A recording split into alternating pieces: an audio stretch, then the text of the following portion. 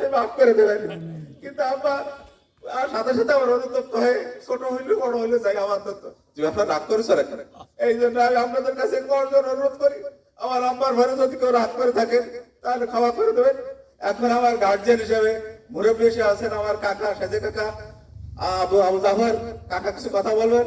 আর আমি আপনাদের কাছে এই কথা বলতে চাই যে আজকে আমার আব্বার জন্য আপনারা যারা জানাজা অংশগ্রহণ করছেন, অনেক দূর দূরান্ত থেকে আসছেন, সাতক্ষীরা থেকে আলহাজ আমাদের আহমদ আলী সাহেব, উনি কিন্তু সাতক্ষীরা থেকে সাতকাম জানেন, উনি মহসিন কোরআন খ্যাত সমান আলমদ্দিন নওয়াজ করেছেন।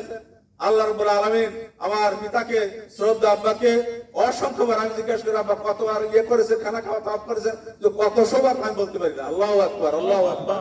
এরপর তিনি বলেছেন আমি উমরা করেছি কয়েকশো বার, এর শুধু তাই না আমি বড় হজও কয়েকবার করেছি। এগুলো আমার সংখ্যা নাই, দরকার নেই। আমি আল্লাহর কাছে মাফ চাই, আল্লাহ যেন ক্ষমা করে দেয়। আমি আপনাদের কাছে করজোড়ে অনুরোধ করি আমার আব্বাকে ক্ষমা করে দিচ্ছেন তো সবাই ইনশাআল্লাহ।